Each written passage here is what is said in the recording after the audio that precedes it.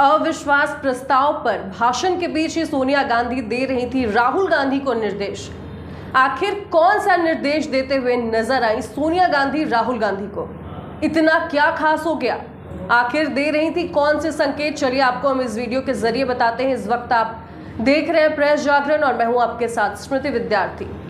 केंद्र की नरेंद्र मोदी सरकार के खिलाफ जो लाए गए दूसरे अविश्वास प्रस्ताव के दौरान बीते दिन को जब कांग्रेस सांसद राहुल गांधी चर्चा में भाग ले रहे थे तो मोदी सरकार पर वे हमला बोलते हुए नजर आ रहे थे।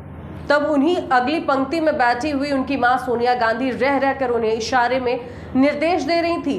तो मसलन वह राहुल गांधी को यह कहती हुई दिखाई दे रही थी कि लोकसभा स्पीकर की तरफ देखकर भाषण दें। आपको बता दें कि लोकसभा में राहुल के पूरे भाषण के दौरान सोनिया गांधी अपने बेटे को यह सुनिश्चित करने के लिए निर्देश देती रही हैं कि उनके शब्द सटीक हो।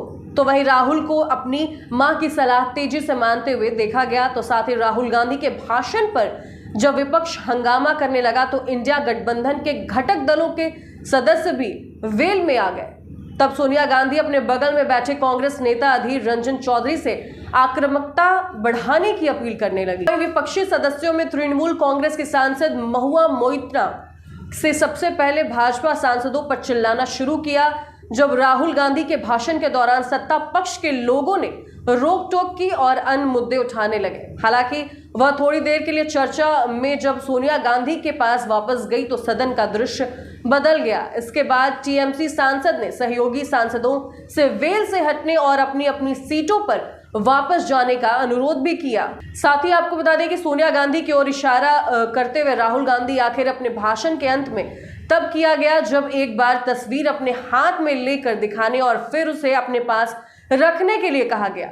जी हाँ, इसके बाद ही राहुल ने पीएम मोदी और गौतम अडानी की विमान में एक साथ बैठे हुए पुरानी जो तस्वीर है उसको दिखाई और कहा कि प्रधानमंत्री केवल दो लोगों की बात सुनते हैं, एक अमित शाह और गौतम अडानी। जैसे रावण केवल दो लोगों की सलाह पर ध्यान देते हैं, जैसे कि मेघनाद और कुंभकर्ण। जी हाँ, राहुल गांधी ने यह भी कहा कि अपने भाषण में मणिपुर हिंसा के जिक्र करते हुए कहा कि अपनी मां सोनिया गांधी का जिक्र किया और कहा कि मेरी एक मां यहाँ सदन में बैठी और दूसरी मां भारत माता है, कि अपने केंद्र जो मणिपुर में हत्या हो रही है उसके बारे में उन्होंने बताया। साथ ही उन्होंने कहा कि केंद्र सरकार ने पूर्वोत्तर राज्य में दो हिस्से में बांट दिया गया है। वहीं राहुल गांधी का साथ ही आरोप था कि भाजपा के लोग देशभक्त नहीं हैं, देशद्रोही हैं, जिन्होंने मणिपुर में हिंदुस्तान की हत्या की है। साथ ही राहुल गांधी की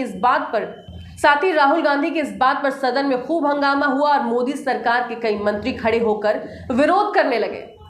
आपका इस बारे में क्या कहना है? क्या राहुल गांधी सही है या फिर केंद्र सरकार गलत है? या फिर केंद्र सरकार गलत है या फिर राहुल गांधी का कहना सही नहीं है? क्या भारत माता की हत्या नहीं हो रही है? और मणिपुर हिंसा के बारे में आपका क्या विचार है? कमेंट सेक्शन में हमारे साथ जरूर शेयर